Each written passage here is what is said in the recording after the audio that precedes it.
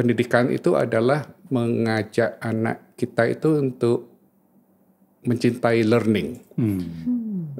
Learning adalah belajar. Jadi dan buat saya, learning, belajar itu adalah ongoing, seumur hidup.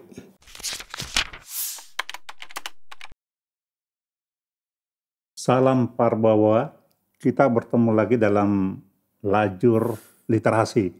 Saat ini kita kembali mendapatkan narasumber yang keren. Seorang guru besar yang mengajar di Amerika dan sedang pulang ke tanah air. Namanya Justinus Agus Satrio. Budi Satrio. Ya. Lebih enak dipanggil dengan Agus atau Justinus? Sekarang saya panggil Justinus, itu panggil apa saja. Ya. Agus aja kali ini, kalau Agus, aku kurang familiar. Prof. Agus, Anda sekolah dari S1 sampai S3 di Iowa State University ya? Ya. Jurusan teknik kimia. Dan kemudian mengajar di Villanova University di Philadelphia. Ya, di suburb kota Philadelphia. Iya. Tapi ada, Anda juga pernah membawa mahasiswa dari sana untuk studi banding di Indonesia. Yang ingin kami gali cerita antara lain adalah kalau Anda membandingkan sekolah di Amerika dengan di Indonesia seperti apa? Memang tidak apple to apple, tapi seperti apa? Yang jelas kalau saya lihat saya melihat dari anak saya, dari anak saya belajar itu. Kalau di sana itu lebih mengutamakan kreativitas, kemudian juga untuk menganalisa, ya. Pelajarannya tidak sebanyak di sini, ya. Di sini 13 pelajaran. Ya. SMA. Kalau di sana juga anak bisa memilih, ya.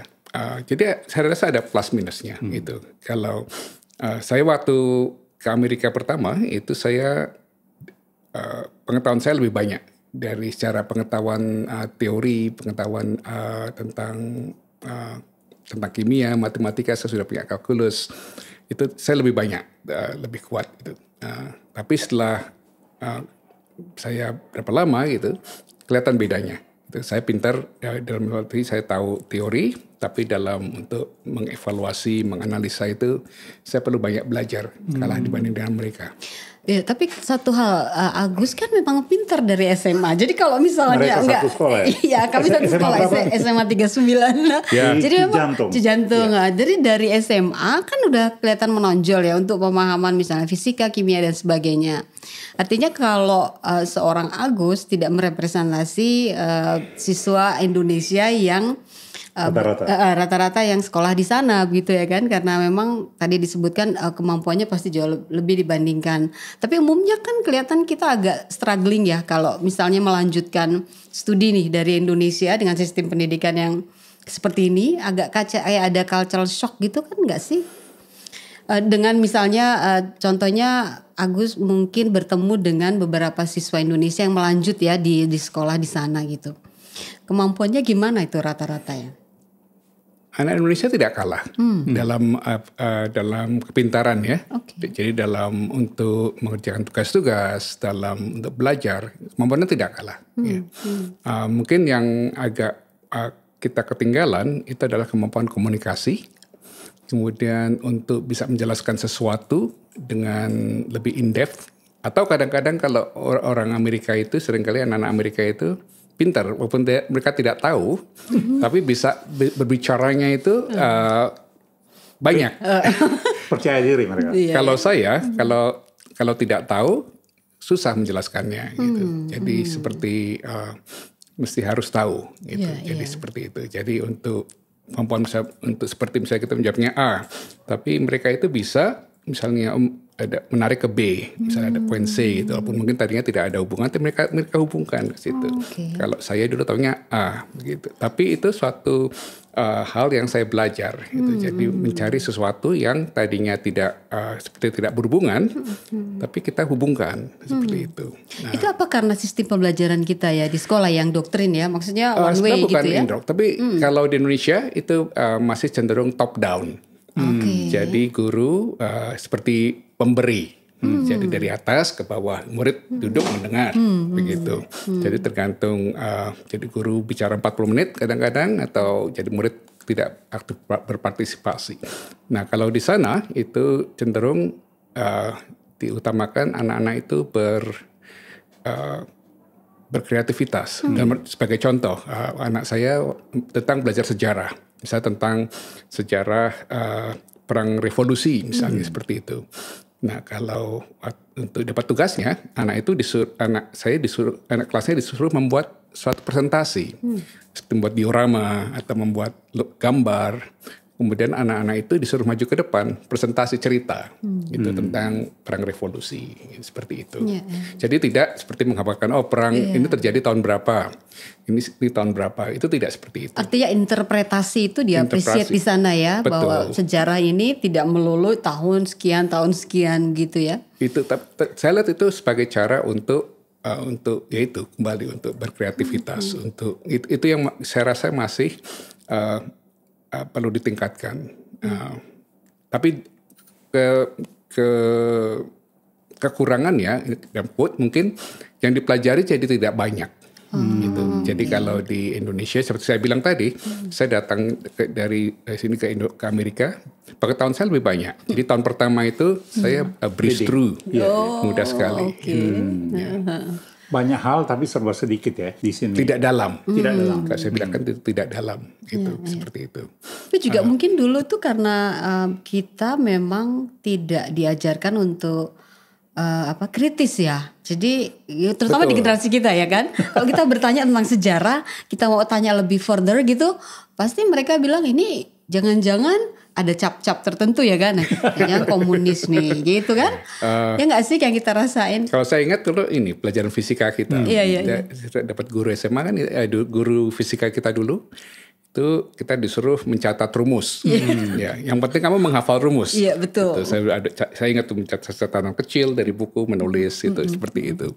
Nah itu tapi secara untuk prakteknya, untuk apa arti rumus itu masih kurang. Walaupun di sana tuh juga begitu.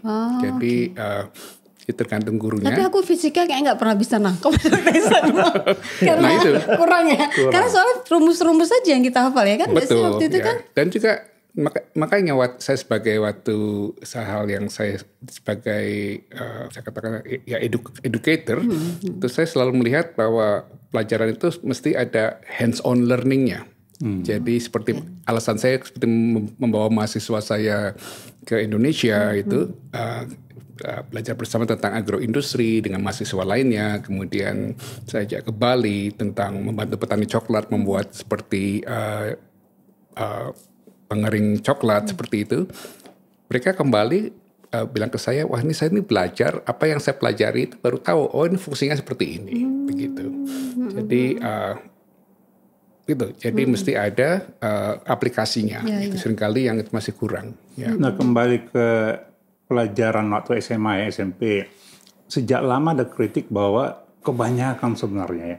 Nah kalau dibanding dengan di Amerika untuk anak-anak SMA, berapa banyak mata pelajaran mereka yang standar? Aduh, itu pertanyaan saya kurang. Mungkin sekitar satu semester itu sekitar mungkin 5 mata pelajaran. Gitu. Jadi beda. Kalau SMA di sana, misalnya semester ini itu tahun pertama itu belajar tentang kimia 1 tahun gitu. Kemudian tahun kedua sudah tidak kimia lagi, yang lain lagi. Jadi tidak hal bareng-bareng gitu ya? Terus yang sama terus begitu. Ya. Itu ada kekurangan juga karena mereka jadi mengambil mata pelajaran biologi itu tahun pertama begitu. Tapi jadi setelah ini tahun keempat ya sudah lupa lagi kan seperti itu. Ya. Nah sementara di sini contohnya kita belajar bahasa Indonesia dan bahasa Inggris ya sejak SD sampai perguruan tinggi. Nah tapi nggak kunjung menjadi savvy, menjadi itu ya fasih gitu ya. Apa kira-kira yang terjadi? Bahasa Inggris contohnya ya. Ya karena kalau bahasa itu kan kita mesti aktif. Jadi tidak pasif ya. Jadi tidak belajar tentang grammar terus begitu. Sebetulnya mungkin yang diperlukan adalah anak itu mesti bisa belajar di luar. Kalau misalnya kalau kita kuliah kan itu mata kuliah kita 3 kredit gitu kan. Ya berarti kan itu berarti dalam seminggu ada 3 pertemuan di dalam kelas, 3 jam pertemuan. Tapi kemudian harus siswa secara teori 6 jam mereka belajar sendiri di luar kelas gitu. Jadi 3 kali 3 ya. Jadi 1 kredit itu 3 jam, 3 jam nilainya gitu. Jadi mestinya seperti itu. Jadi apa yang dipelajari di kelas itu kemudian mesti seharusnya dibuat bagaimana supaya memberikan kesempatan pada siswa untuk belajar sendiri di luar kelas. Berarti by assignment itu ya, assignment atau seperti ya tugas belajar bersama seperti itu. Jadi tapi itu tidak mudah itu seperti itu. Apalagi guru di Indonesia itu juga banyak tugas-tugasnya. Betul. Yang saya lihat itu saya pernah melihat kurikulum jadi buku panduan dari Departemen Pendidikan ya. Kurikulum Merdeka itu saya pernah barangkali. untuk yang pernah di Jayapura saya pernah itu dulu ikut tim diaspora untuk membantu pendidikan di sana. Saya melihat buku kurikulumnya itu sangat-sangat detail. Jadi misalnya mata pelajaran pertemuan ini mesti diselesaikan dalam waktu sekian menit. Yang disampaikan mesti ini begitu. Jadi ada targetnya yang oleh guru mesti jadi untuk guru untuk bisa berkreasi sendiri itu hampir nggak mungkin ya. Sulit begitu ya. Jadi terlalu rinci tugasnya ya. Dan juga masih ada tugas setelah mengajar mengisi. Betul. Jadi bikin report ya, dan itu sangat menyita waktu. Nah ada usulan Prof. Agus supaya itu dikerjakan oleh admin aja.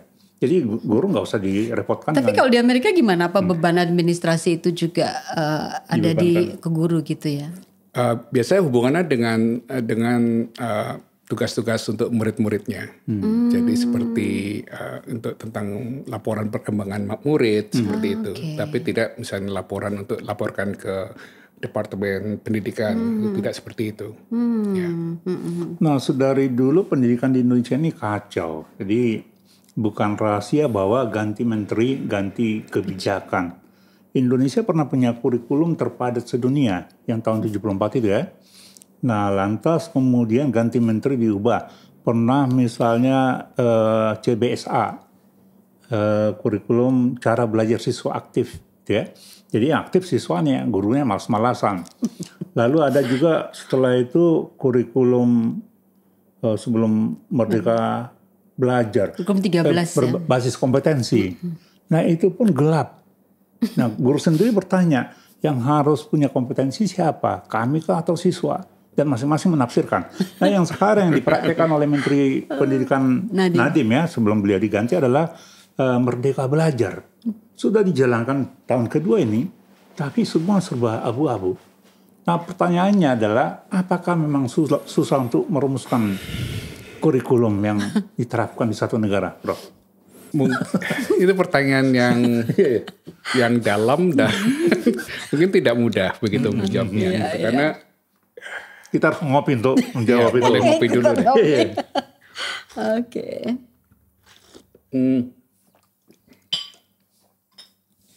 Ya seperti saya sampaikan tadi itu kalau di sana guru banyak mendapatkan kebebasan itu. Jadi ada bukunya, ada buku panduannya.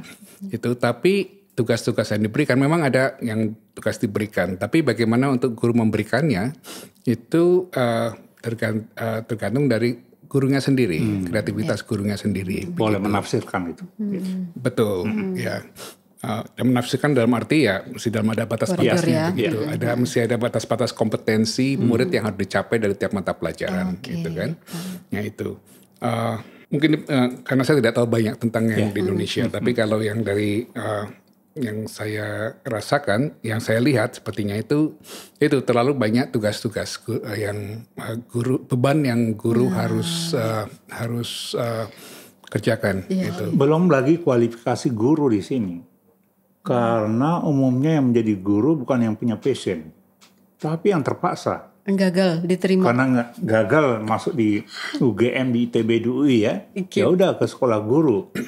Nah dengan begitu kita udah bisa membayangkan bagaimana hasilnya nanti.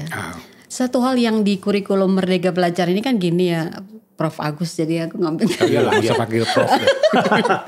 Iya gini Nggak Gus. usah pakai Prof. Jadi sebenarnya konsepnya oke, tapi persoalannya kan SDM kita nggak siap ya. Maksudnya ini kan dia mau mencari sesuai passion siswanya. Ya udah, kalian mengerjakan sesuai passion gitu.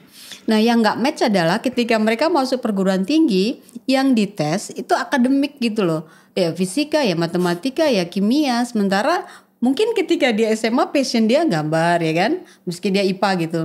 Kan jadi nggak nyambung ya. Jadi artinya siswa ini kemudian digojlok untuk ikut bimbel, ikut segala macam ketika menghadapi UTBK misalnya tes masuk perguruan tinggi. Gitu. Jadi kelihatan bahwa konsepnya nggak matang betul atau tidak ini ya, siap aja kita sistemnya gitu. Ya nggak sih? Saya itu baru tahu tentang Merdeka Belajar itu diterapkan di K-12 di SMP SMA juga ya itu. Oh iya. Saya pikir tadinya Merdeka Belajar itu cuma ada di universitas. Dan pemikiran saya, pengertian saya tadinya Merdeka Belajar itu artinya misalnya saya mahasiswa di UI, tapi saya pengen satu semester di UGM. Jadi Merdeka Belajar saya bisa mengambil mata kuliah di UGM, tapi nanti bisa ditransfer. Itu biasa di Amerika seperti itu. Tapi saya tidak tahu, yang mungkin saya perlu baca. Bukan dulu. Yang di sini justru di SMP SMA-nya, perguruan tinggi belum. Kalau Merdeka mesti ada, ya kembali mesti ada dasar fundamental kompetensi untuk tiap mata pelajaran. Jadi tidak berarti Merdeka itu murid bisa belajar apa saja, tapi tetap ada untuk murid-murid itu belajar, ada teori untuk fisika masih bisa apa, matematika seperti bisa apa, itu harus tetap ada. Itu. Kalau pekerjaan saya mungkin Merdeka Belajar itu ya artinya mungkin saya tidak tahu tentang apakah itu ada kurikulumnya sekarang, yang saya bilang tadi buku panduannya itu lebih fleksibel. Saya nggak tahu sih. Saya nggak berani bilang apa. Tapi kalau pengertian saya mungkin Merdeka Belajar itu ya murid itu harus lebih proaktif dan kalau guru tinggal memfasilitasi gitu. Dan sebenarnya saya sebagai bilang ke mahasiswa saya juga selalu begitu. Belajar itu adalah kita untuk berkreasi dan curious untuk connect, mencari informasi dan kemudian menjadi kreatif gitu. Tapi jadinya ya kita mesti tetap mana yang penting, fundamental untuk pelajaran bahasa Inggris mesti bisa apa, untuk belajar bahasa Indonesia mesti bisa apa, itu harus tetap ada saya pikir ya. Tetap ada standarnya juga ada standarnya, gitu ya. Karena sekarang jobnya gini loh Bang As ya. Gus, di TikTok itu ada pura-pura mereka ngetes gitu kan matematika. Misalnya nulis angka 1009 gitu ya, atau 1200 sekian. Si anak ini kebingungan, ini SMA loh ya, kebingungan gitu loh. Ini maksudnya logikanya kemana, bolak-balik diutak-atik kan, gagal terus. Kemudian komentarnya, inilah hasil dari Merdeka Belajar. Kesian gitu, otaknya gak dipakai kan. Nah, saya mesti bacain tentang setelah interview ini. Saya Merdeka Belajar untuk tingkat SMA itu seperti apa, saya jadi ingin tahu. Dan kelihatannya mau dievaluasi sih. Dan mutu belajar di Indonesia sampai sekarang sangat buruk. Jadi kalau di peringkat dunia termasuk 7 terendah, 78 gitu ya. Dan di STEM ya. Dan juga di pelajaran lain. PISA salah satu indikatornya ya. Betul. Itu terburuk gitu. Dan hanya menang atas sejumlah negara Afrika yang paling terbelakang. Dan literasi juga parah, kemampuan literasi. Nah sekarang kita ke ininya aja, Mas Agus, karena nggak boleh manggil profesor lagi ya. Solusinya menurut Anda kira-kira bagaimana supaya cepat membaik? Ini juga pesan buat Menteri Dikbud yang baru. Mungkin kalau untuk saya, ya kembali tadi saya berpikir waktu saya juga sekolah di sekolah pinggiran dulu ya. Mana Cijantung udah jadi top gitu. Sekarang SMA kita. Udah keren. Tapi ternyata ya anak kampung pinggiran saya bisa kuliah di Amerika, berkompetisi dengan orang Amerika. Kemudian ya mengambil S1, S2, S3, menjadi saintis, peneliti, Jadi guru besar, research manager. Kemudian saya menjadi dosen mengajar di sekolah Villanova, itu sekolah swasta Katolik, sekolah elit. Swasta ya. Swasta Katolik gitu. Jadi tuitionnya 70.000 setahun. Wah sekali. Jadi itu anak-anak terpilih gitu. Jadi saya bisa menjadi guru seperti itu untuk mereka seperti itu. Saya kadang menoleh, kenapa saya bisa? Gitu. Satu hal adalah pertama, ini bukan muji sendiri ya. Iya, nggak apa-apa, sampel. Tapi saya melihat saya itu fighter. Jadi selalu berusaha sendiri. Gitu. Dari dulu memang saya begitu, ingin tahu. Selalu ada rasa ingin tahu, curious gitu. Saya ingat dulu dapat tugas suatu SD, suruh menimbang berapa sih beratnya udara. Gitu. Tidak ada kasih tahu guru. Ya, waktu kelas 4 itu bukan tugas resmi gitu. Guru saya itu bilang berat udara apa gimana? Saya pikir gitu. Akhirnya saya itu beli plastik, bola voli itu, kempes gitu. Saya pompa gitu. Saya hitung beratnya. Tapi memang pakai timbangan tepung itu ya nggak kelihatan bedanya gitu. Tapi konsepnya ada, saya dapat gitu, seperti itu. Jadi tidak ada teorinya seperti itu. Saya pikir-pikir sendiri begitu. Kreativitas saya. Mungkin dia spend terlalu banyak sendirian juga nggak punya teman mungkin juga. Anak tunggal ya, Gus? Enggak, saya punya saudara 5 gitu. Tapi saya sendirian karena yang 3 di atas jauh lebih tua, yang di bawah jauh lebih muda. Jadi saya sendirian, nggak ada yang mau bermain sama saya.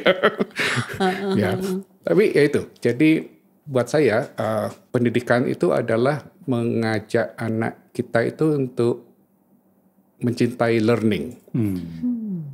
Learning adalah belajar. Jadi dan buat saya belajar itu adalah ongoing, seumur hidup. Dan apapun bisa dipelajari, tidak berarti harus dilakukan di dalam kelas. Gitu. Seperti saya misalnya, saya pikir misalnya untuk mencuci piring. Kalau di Amerika saya mesti nyuci piring sendiri gitu. Selalu mencari ide. Kadang-kadang terpikir, ini caranya supaya gimana? Caranya supaya hemat sabun misalnya. Hal-hal seperti itu. Jadi rasa ingin tahu. Seperti itu. Nah, jadi kalau konsep yang saya pelajari tentang pendidikan itu adalah mengajarkan konsep yang saya katakan 3C, 3Cs. C yang pertama itu adalah curiosity, rasa ingin tahu. Gitu. Jadi anak itu harus kalau jalan ya tidak misalnya melihat misalnya di lapangan lihat kok rumput itu kok coklat gitu. Bagaimana caranya supaya rumput ini menjadi hijau bagus itu. Nah caranya bagaimana? Perlu air. Nah airnya dapatnya dari mana? Gitu misalnya seperti itu. Apalagi yang dibutuhkan untuk itu? Butuh unsur hara misalnya pupuk-pupuk seperti itu. Jadi rasa ingin tahu seperti itu. Kemudian dan jadi menjadi peka, sebetulnya menjadi peka dengan lingkungan. Tidak jadi ada masalah, ada sesuatu yang tidak beres, kita lihat gitu. Jadi apa yang bisa solusinya seperti apa, seperti itu. Tapi harus dimulai dari rasa ingin tahu, curiosity. Curiosity bisa dimulai dari tadi bukan Mas saya manggilnya ya, Abang. tentang literasi.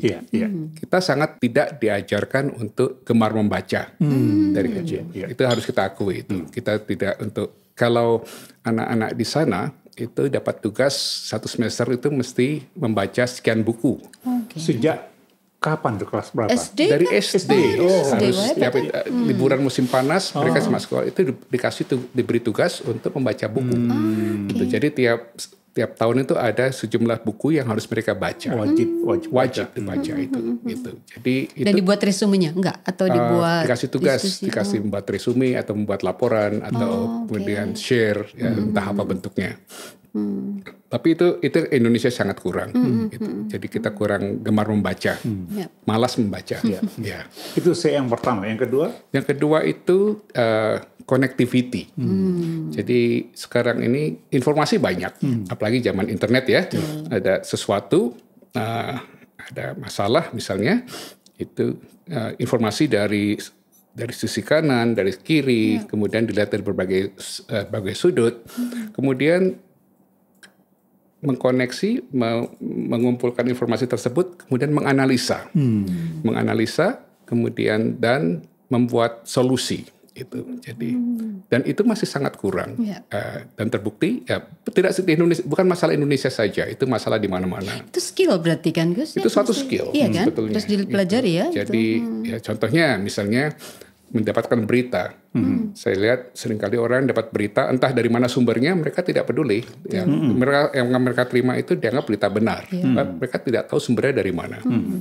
Bahkan saya pernah di grup satu grup WhatsApp itu ada satu orang dia share sesuatu, tapi menurut saya tidak, dan dia yakin sekali dengan kebenaran itu. Gitu. Saya bilang ini berita itu tidak benar gitu. Coba kita lihat di tempat yang informasi lain itu.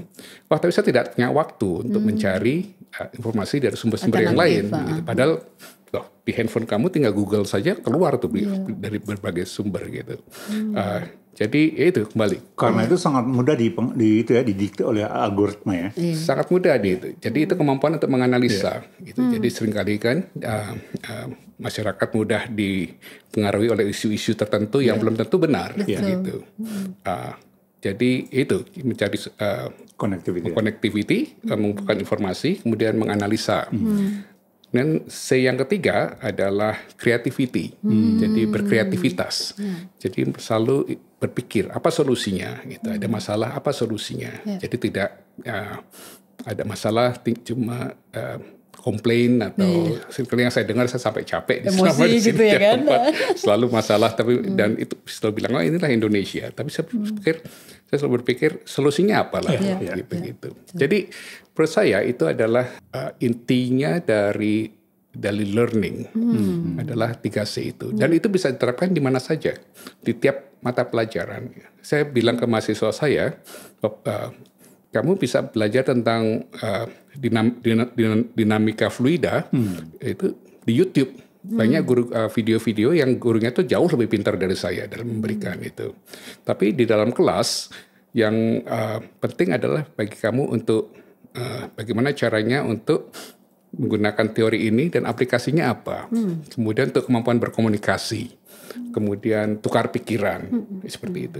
Itu hal-hal, jadi ada hard skill, ada soft skill. Yaitu. Jadi kalau menurut saya yang masih sangat kurang bagi anak-anak kita, kembali tidak saja di Indonesia tapi dimanapun banyak tempat itu soft skillnya yang perlu diajarkan. Kenapa saya membawa mahasiswa dari Amerika ke Indonesia? Karena saya lihat di Indonesia itu anak-anak mahasiswa banyak yang pintar-pintar, tidak kalah. Tapi yang saya lihat kurang adalah rasa, kembali tadi yang mungkin Abang bilang ya, kurang percaya diri, self confidence, kemampuan komunikasi. Dan ternyata setelah mahasiswa itu mereka bergabung bersama beberapa minggu, terlihat itu. Jadi mereka saling komunikasi dan mengangkat kepercayaan diri. Jadi anak-anak itu menjadi, saya tidak kalah dengan anak dari Amerika gitu ya, negara asing gitu. Dan problemnya selalu bahasa Inggris ya. Itu bagaimana dilakukan sehingga mereka kemudian bisa menjadi cair ketika berinteraksi dengan orang-orang dari Amerika? Terus bisa bahasa Inggris juga ya? Mereka harus terpaksa kan, sudah komunikasi tadinya mereka malu gitu, tapi mereka harus itu dipaksa. Jadi mereka push keluar dari comfort zone mereka. Jadi mereka harus komunikasi. Nah, kalau yang 3C ini ya Gus ya, ini kan memang ideal banget ya kalau seseorang siswa punya unsur 3C ini 3C. Apalagi connectivity, creativity, sama satu lagi yang pertama curiosity. Nah, menimbulkan rasa curiosity ini yang sebenarnya challenging. Bagaimana caranya? Challenging juga. Menurut saya ya mestinya dimulai dari rumah. Dari kecil tuh sudah harus orang tua, itu tugas orang tua. Bagi saya pendidikan itu dimulai dari rumah kan, dari kecil itu. Jadi itu tugas antara sekolah dan orang tua tuh mestinya ada. Orang tua tidak melepas anak sekolah di sana, tapi harus ada interaksi dengan di rumah. Nah, kalau nggak tahu di sini ya, kalau di sana itu kami parents, orang tua punya akses ke laporan dari guru gitu. Oke. Jadi ada seperti database untuk tiap murid, tiap kelasnya itu apa yang sedang dikerjakan, perkembangannya itu ada, bisa dilihat begitu. Kalau di sini ada tapi untuk sekolah-sekolah mahal. Iya. Betul negeri enggak? Iya. Ada juga sih tapi ya yang elit gitu ya, Iya. sekolah-sekolah negeri elit. Dan sebetulnya itu mungkin kalau guru pasti dibuat sibuk dengan tugas-tugas, ya itu fokus dengan itu, jangan dengan laporan Administratif gitu ya. Kasihan juga si guru. Ya. Ya. Bang Hasni kan sekarang Agus sudah punya chapter life yang baru nih dia. Setelah dia resign jadi. Ini tentang sebelum kita lanjut ya, tentang tips belajar sains. Itu yang paling masalah sekarang di Indonesia. Sehingga muncul gagasan dari pemerintah baru untuk mengajari sejak dini. Malah dari TK katanya belajar sains. Itu apakah itu make sense atau bagaimana? Nah, yang saya alami, saya sebenarnya gandrung juga sains sejak kecil, tapi tidak beruntung karena dapat guru-guru yang galak. Kalau zaman dulu kan fisika killer gitu kan, lempar penghapus matematika. Gitu ya. Sehingga bagi banyak anak ya, zaman-zaman kami, zaman Mas Agus juga saya kira, Ren ya, pelajaran sains itu menjadi momok. Matematika, fisika, kimia itu selalu menjadi teror. Nah, Mas Agus menarik karena kemudian menjadi guru besar di bidang teknik kimia, sangat-sangat sains. Nah, apa kira-kira ini ya tipsnya supaya siswa itu dan mahasiswa bisa senang belajar STEM ini, tidak menjadi momok buat mereka. Kalau yang saya lihat, seperti yang saya sampaikan tadi, dia mahasiswa di Amerika juga pun kalau cuma belajar teori, belajar rumus itu tidak menarik. Jadi itu tergantung dari bagaimana gurunya juga, programnya bagaimana dipersiapkan. Jadi apa aplikasinya dibuat seperti bermain, jadinya seperti itu. Jadi setiap orang senang kan karena belajar sesuatu itu fun dengan sesuatu yang fun begitu gitu. Jadi itu suatu tantangan gitu. Jadi bagaimana membuat mata pelajaran yang istilahnya kering atau dry teori itu menjadi sesuatu yang menarik gitu. Tapi itu butuh waktu. Nah, jadi kalau saya ingat waktu yang saya pernah coba, bukan saya tapi dengan tim dari diaspora itu di Jayapura, itu bilang waktu itu sekolah berasrama. Idenya adalah anak-anak itu setelah sekolah spend waktu di ekskul. Tapi ekskulnya itu diarahkan supaya sesuai ada hubungannya dengan apa yang mereka pelajari di sekolah. Jadi seperti itu. Aplikasi gitu ya mungkin. Aplikasi, misalnya tentang sains ya. Saya misalnya tentang lingkungan hidup.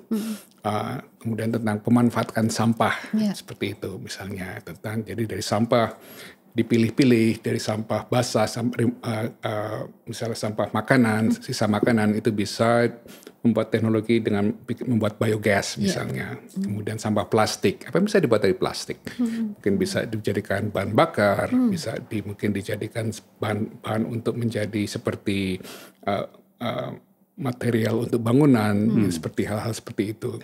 Jadi, tapi mesti ada interaksi dengan guru juga seperti itu. Tapi kalau misalnya sains ini dipelajari sejak dini, gak terlalu berat buat anak-anak itu, Gus? Kalau misalnya dari TK, SD? Tergantung kita, sains itu kan berbagai level.